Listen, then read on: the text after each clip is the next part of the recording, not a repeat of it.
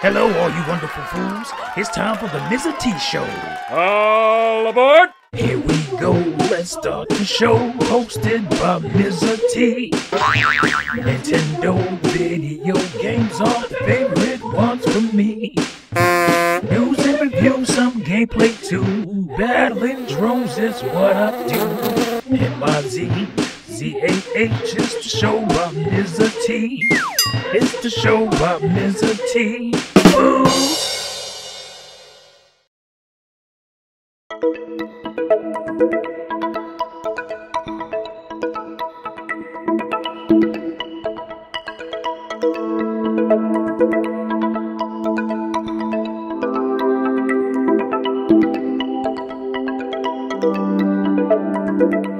Hey fools, it's your boy Mizzah Tee, and I'm back again with another analysis video. I rather enjoy doing these videos, and you seem to enjoy viewing them, so what the hell? Here's another one. I'd like to call this one Revolution to Evolution, the Nintendo Cycle. I'm making a bit of an observation here to form this opinion piece. It's sort of a revelation, so to speak. I came to this revelation just after the release of the Wii U. My theory is that Nintendo creates their consoles based on an internal cycle that creates a revolutionary console, and then an evolutionary console, and then revolutionary, and evolutionary, and so on and so forth. Now, this theory of mine has to do with the belief that this is not a coincidence, but actually is an intentional plan. That is, Nintendo intentionally follows this plan when creating their hardware. So let's dig in, shall we? First up, the Nintendo Entertainment System, or the NES. It's the console that single-handedly revitalized the largest home console gaming market that was all but dead in 1983. While some will rightfully argue that Nintendo didn't save all of gaming, as Japan and Europe retained a thriving gaming market, it would be silly to believe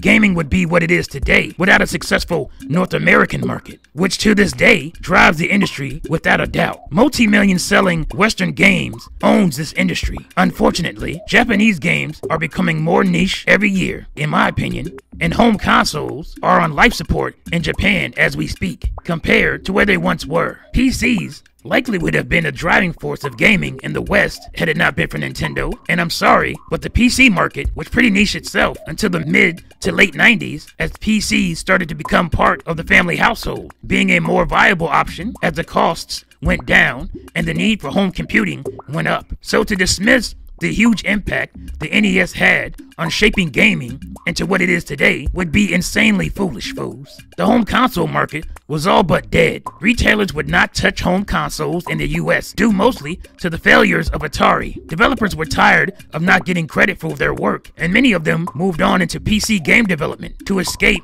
the console regimes. In steps Nintendo, a bold, brash, innovative, and slightly delusional Japanese gaming company with the belief that they could find fortune again in the North American gaming market. Their Famicom was already a success in Japan, and they would need innovative thinking if they were to replicate that success in the West. So they changed the design to look like a top-loading VCR, changing the colors from red and cream to a home entertainment center friendly gray and darker gray. They called it an entertainment system and packaged it with a robot operating buddy, or Rob, a zapper light gun with Duck Hunt, and the revolutionary game Super Mario Bros. Not to mention tossing the unintuitive joystick snatched from the arcade machines that other consoles used. Instead, they replaced it with the now industry standard digital directional pad, a must-have control option to this day, and the rest was history. Companies competing with Nintendo is what made the industry great. Atari likely wouldn't have made a 5200 and a 7800 console. Sega would have continued to languish in niche obscurity without chasing Nintendo's coattails. For a piece of the growing pie, the Genesis may have never been or taken off in the West without Nintendo's foundation or their need to one-up NES hardware with blast processing and claiming to do what Nintendo don't. Sony likely wouldn't have entered the market without the Nintendo PlayStation blueprint, as Ken Kutaragi basically had to force Sony's hand and convince them to join the gaming market, and without that influence, they likely would have went the route of Philips or Panasonic by creating an expensive device that was home entertainment focused first, but could also play some video games, if you like that sort of thing. And without Sega, Microsoft would likely have never entered the console market, or at least failed miserably like Apple did with the Pippin.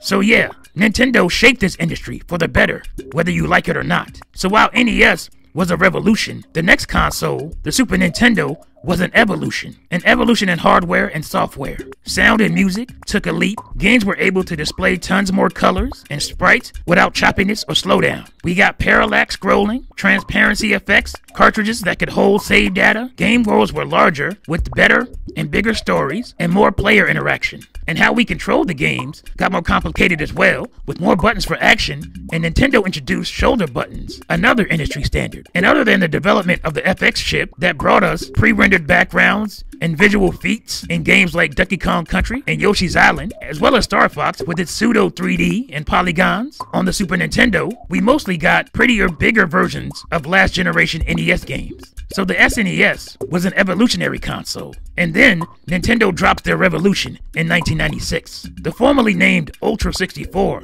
then became the Nintendo 64, or N64. This console brought along the revolution of 3D gaming worlds on a home console. Sure, there were games that used polygons and operated in 3D slightly before the N64 released, but I'm talking about a true, open, non-linear, and expansive 3D world. Obviously, the leap from Super Nintendo to N64 was huge, and that was a leap that we may never see again in gaming. Up until that point, video games were flat and existed on a 2D plane. That all changed in the 6th generation, and Nintendo's console was the epitome of that 3D leap. Again, the controller also got a little more complicated, adding 4 camera buttons and the industry standard analog stick, another revolution in gaming. Even while Sony had the foresight to make the PlayStation a 3D console, they wanted to bring us into a 3D world with a 2D controller, offering what was essentially a Super Nintendo controller. But Nintendo didn't just stop with the analog stick. They offered us 4 controller ports for fun party 4-player action, a slot in the controller itself for memory cards, so you could take your game saves and character stats to a friend's house with ease. But the slot was also used for another industry standard, controller force feedback via the Rumble Pack. The Rumble Pack immersed gamers into their gaming worlds like never before, a standard feature still utilized to this day. And while the hardware was a revolution, so was the software. Industry game changers like Super Mario 64, Banjo-Kazooie, Mario Kart 64, Super Smash Bros., GoldenEye 007, and The Legend of Zelda: Ocarina of Time. Many developers working today often point to those games as influences on their own creations. From Cliff Bleszinski with Super Mario 64 to Rockstar Games being influenced by Legend of Zelda: The Ocarina of Time, the best games in these genres by far existed on the Nintendo 64. Name a better 3D platformer on competing consoles in the 5th generation than Super Mario 64. A better first-person shooter than GoldenEye 007? A better action-adventure RPG than The Legend of Zelda: Ocarina of Time? You can't. No fanboy, just facts.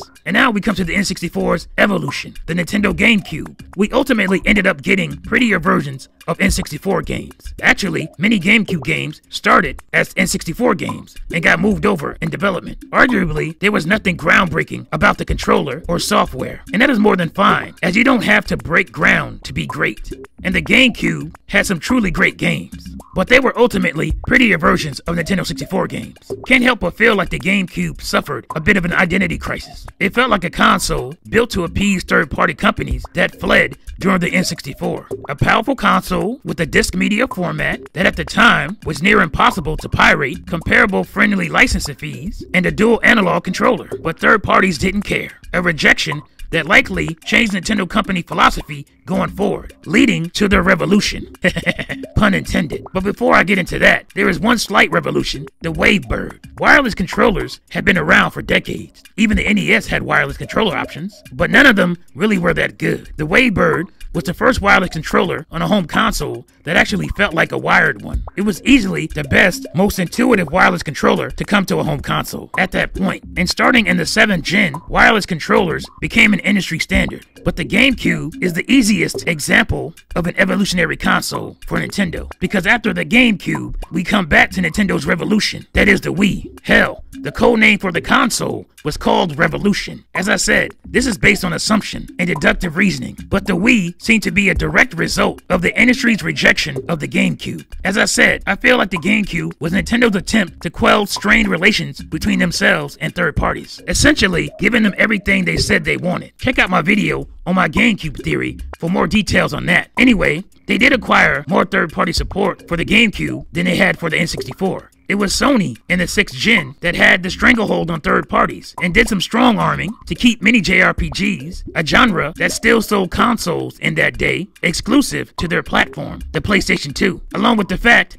that they were a popular multi-billion-dollar electronics and entertainment media giant in those days. Nintendo realized they could no longer compete in that space, especially with the growing threat of Microsoft. They saw what happened to Sega, and to ensure longevity, they forged a new path, starting with the Wii. When Nintendo first started talking about the Wii, all they had was conceptual information, and they showed us the Wii Remote. The Wii Remote was initially supposed to be an add-on for the Gamecube, and that's why the Gamecube and Wii's architecture is so similar. But Nintendo decided to make the controller the focus of their next console, the Wii. The Wii revolutionized games with this revolutionary controller, starting with games like Wii Sports and Wii Fit, and taking the more traditional games like The Legend of Zelda, Super Mario, and Metroid, and turning them on their head with motion controls. The Wii created another industry standard, making motion controls the feature of the day, a move that brought forth Microsoft's Kinect and Sony's PlayStation Move. Sadly, motion gaming only remains popular amongst the Nintendo crowd as a standard. The Wii is one of my favorite Nintendo consoles. It was the first console that allowed me to play games from every Nintendo era, all on one machine,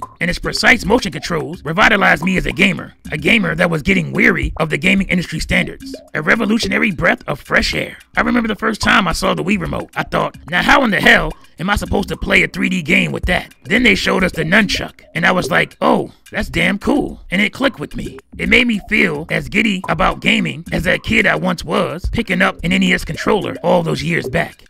And now we've come back to the console evolution for Nintendo, the Wii U, taking the revolution of motion controls and adding a touchscreen interface to the control scheme. Having a second interface or second window for gaming is not a revolution. And while in my household, off-screen gamepad play is a revolution, to gamers who don't have a wife and kids and have their own TVs in their room in a parent's house and don't have to share one, it's nothing special. And I understand that. To this point, the games are also an evolution, not a revolution, with the hardware finally allowing Nintendo fans to see Nintendo games in HD. So the Wii U is allowing us to get great Nintendo games in HD with the ability to use a plethora of control options with Nintendo's best online service to date that gets better by the year. And the rumor mill is now ablaze with the revolution that may be Nintendo's next console, codenamed Fusion, and it will continue this cycle being yet another revolution. We now live in an era where gamers have become increasingly cynical armchair analysts that only determine a console's greatness by its sales and not the quality of its content,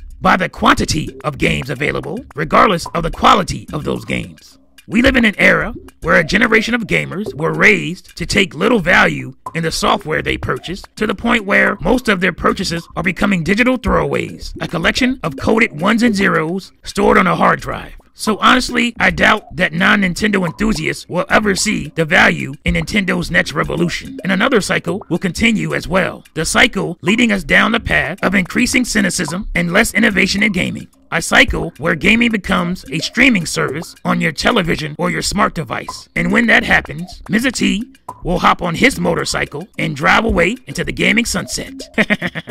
That's all, fools. I hope you enjoyed it. This was initially supposed to be like a 2 or 3 minute video made from a few paragraphs of notes. Well, it turned into an 8-page behemoth. But hey, I'm a passionate gamer, and I enjoy this. On another note, I want to say, it is easy to criticize someone else's work. That ain't hard to do. But to actually put yourself out there with an original thought or idea, that actually takes time. So you fools let me know what you think about my thoughts here in the comment section below. I may do a follow-up Tea Talk podcast on this subject as well. Alright fools, thanks for watching and listening, and I'll see you next time.